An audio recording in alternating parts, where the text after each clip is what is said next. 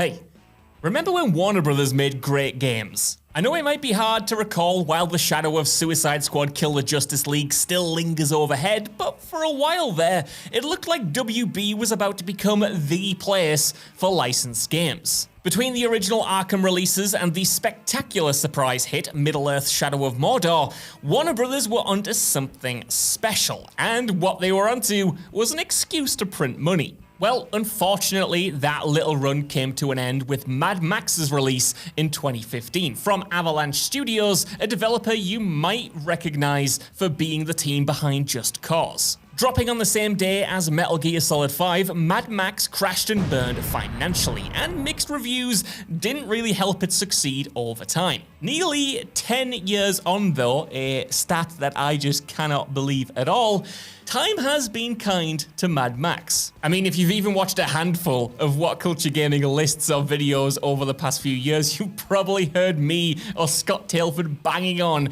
about how much of an underrated gem this game is. Now, admittedly, I've been talking about this game without having touched it in a long time. With Furiosa in cinemas, it's safe to say that I've been on a bit of a Mad Max frenzy, and while I didn't have going back to this game on my bingo card for 2024, I am pleased that I did, and that's because Mad Max might just be the best open world game nobody played.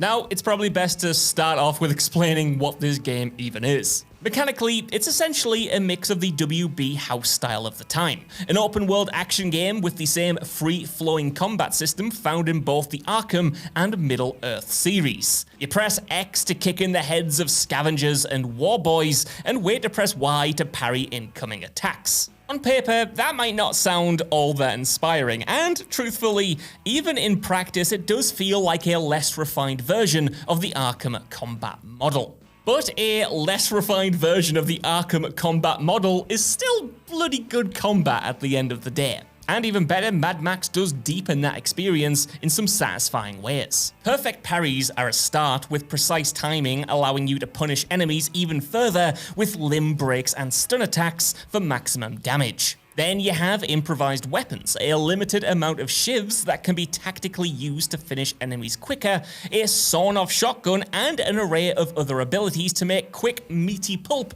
of murderous raiders. Even without these mechanical twists though, the game is satisfying in and of itself. There is a weighty heft to Max's crunchy punches and curb stomps. It's scrappy but impactful in a way that benefits the post-apocalyptic framing. Each encounter emphasizes the violence of Max breaking bones, shivving enemies, and bloodying the sands of the Wasteland. On-foot fighting is only 1/3 of the overall Mad Max gameplay experience though, as it wouldn't be a Mad Max property at all if it didn't have wild, high-stakes car chases and gasoline-fueled mayhem. And here's the point where I have to kind of level with you all. I'm not a huge car guy. Shocking, I know. Of course, like any self-respecting millennial, I played the absolute crap out of Burnout and Need for Speed Underground back in the day, but car combat especially has never really gelled with me personally. I never got on with the ship combat in Assassin's Creed, Twisted Metal never hooked me,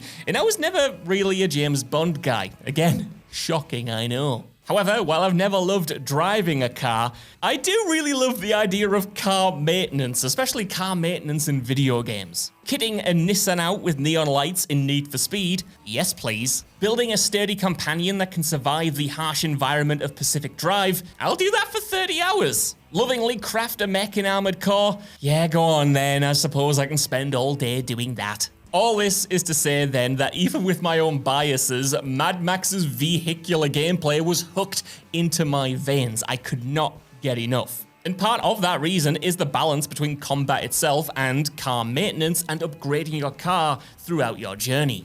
Hell, the entire plot is as much about Max trying to rebuild his car as it is just him trying to save anyone.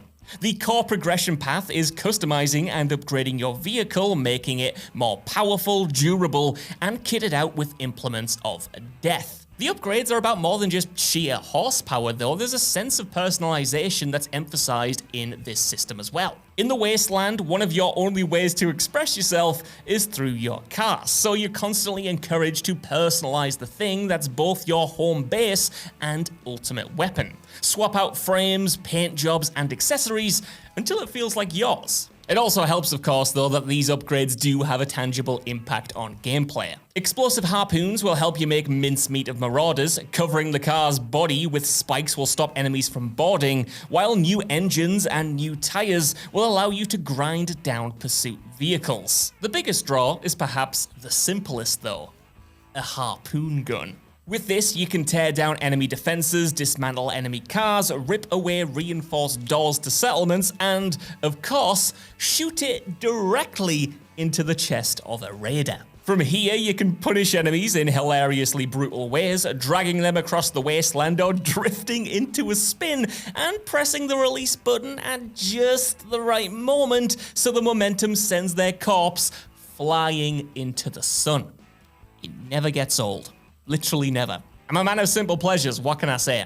The final piece of this gameplay puzzle is Scavenging. After all, this wouldn't be a post-apocalyptic title without rummaging around the trash cans, would it? While we've seen scavenging and crafting mechanics in plenty of games before and since, it makes more thematic sense in Mad Max. In this world, resources are currency, and warring over them is the cause of most of the conflict in these stories. So when you're not fighting or driving, you're exploring to make that fighting and driving easier through upgrades. Though the scavenging can be slow and repetitive, it provides an essential release of the gas in terms of gameplay, completing a satisfying loop that satisfies all areas of the post-apocalyptic nightmare. It helps as well that this scavenging directly informs your survivability, with scrap being spent on both vehicle and Max's own skill trees. The developers got the economy just right. Because you're spending everything you find, it means Mad Max avoids the pitfalls of crafting systems in other titles where you have too many resources, but nothing really all that good to spend it on, so you're just hoarding everything. And then you become a millionaire and you're like, what was it all for? I still don't know if I put as much time into becoming a millionaire in Cyberpunk or Grand Theft Auto as I did my real life career, well, I might not be here right now. Who knows? On a micro level though, scavenging is also important to keep your sawn off loaded with shells, the car topped up with gas, and Max's water can filled. And honestly, this flow between scavenging, combat, and driving honestly reminds me a lot of Days Gone, where you'd have to keep periodically making runs to points of interest to top up on the essentials in that game. And while that comparison might not be seen as a positive to everyone watching this, trust me, I thought Days Gone ruled, so that's high praise coming from me. And between all of these different gameplay elements, if there's one thing that really unifies them all, it's the game's commitment to pure anarchy. What surprised me returning to Mad Max in 2024 is that while it features all the staples you'd expect from a game of its type, they all feel a little bit more chaotically implemented, resulting in gameplay that feels much more dynamic and memorable than its contemporaries. And while this might not be a surprise to the Just Cause fans out there, it means that Mad Max is always full of happy gameplay accidents and player-driven moments. You might dodge out the way of an incoming car only to shoot its gas tank and destroy 5 others in the process. You might harpoon a sniper tower only to accidentally bring it down on a gang below. You might be in the middle of routinely liberating an outpost only to get hit by an electrical storm and find yourself in an epic unscripted set piece. The stuff you're doing on paper you might have done 100 times before in 100 other games, but there's just enough here to keep it feeling fresh and still exciting all these years later. And speaking of the storms, this brings us to the one thing that I can praise Mad Max for without any caveats or little asterisks. Okay, it's hard to make a wasteland interesting, especially one as intentionally barren as Mad Max's. While something like Fury Road can keep a desert compelling for 2 hours, it's a much bigger task to make a barren wasteland, a place that players will want to explore for tens of hours. The 2015 game accomplishes this and then some though, and more importantly, in a way that stays true to the series that it's based on. A lot of the sandbox is empty by design, but it's always striking to look at. Whether it's huge canyons, remnants of civilization, or lakes of tar and gasoline, the game's map is always serving up a slice of post-apocalyptic beauty. That's helped by the skyboxes as well, which even today rival some of the glossiest games on the market. From sunrise to sunset, Mad Max serves up vibrant and detailed vistas that frame the backdrop of the player's anarchy. Doing this a lot today, trying out a new thing. I don't know if it's working. It helps that this time around I was playing on the Xbox Series X as well. With that machine's auto HDR, it made the already great lighting even better, while upping the frame rate to 60 frames per second. It sounds like I'm doing an ad for them, but I promise I'm not. It just is one of the best ways you can experience Mad Max in 2024. And okay, I just want to go back to that storm system one more time because it is so good. It had so much potential if this game ever got a sequel. If you've seen Fury Road, you'll probably remember the chase through the gigantic electrical sandstorm. For 5 minutes, it's like the characters briefly enter hell, and those same storms roll through the Wasteland in the Mad Max game. Again, it's just something that separates this series from other post-apocalyptic titles on the market, especially at the time, beating the likes of Gears of War 4 and Battlefield 2042 to the punch in implementing similar ideas. Yeah, theirs might have been a little bit more extravagant, but they get you thinking about what this could have developed into should it again have gotten a sequel. Now, of course, all of this extensive praise is not to suggest that Mad Max 2015 is a perfect game or even a 9 out of 10 game. Hell, I probably wouldn't even go as far to say that it was treated too harshly back in 2015 by critics. It definitely does feel undercooked in certain departments. The copy and paste mission objectives, repetitive side content, and underwhelming story were rightly criticized at launch and feel even more dated today than they did back then. What sucks about Mad Max's demise as a franchise, though, is that, in my opinion anyway, coming from someone who is not a developer, all of its issues seem fixable with a sequel. The bones of what this game is, its triptych gameplay focus, stunning post-apocalyptic world, and engrossing progression, all get a player dreaming about what could have been in another game. As I play now, I'm picturing a follow-up where there's more firearms with limited ammo to use outside of vehicles, salivating at the idea of how the devs could have seamlessly blended the car combat with the punch-ups, maybe even implementing a system where you board war rig-style vehicles during a chase and have to stop them by hand, or an expanded weather system that emphasizes the risk-reward scavenging. And those are just the ideas of me, a big dumb idiot. Imagine what people who do this for a living and are paid to do it could come up with. Probably something good. Overall, for as much as I love Mad Max, I do have to concede that, yeah, some of that love does come from the fact that I just love post-apocalyptic fiction.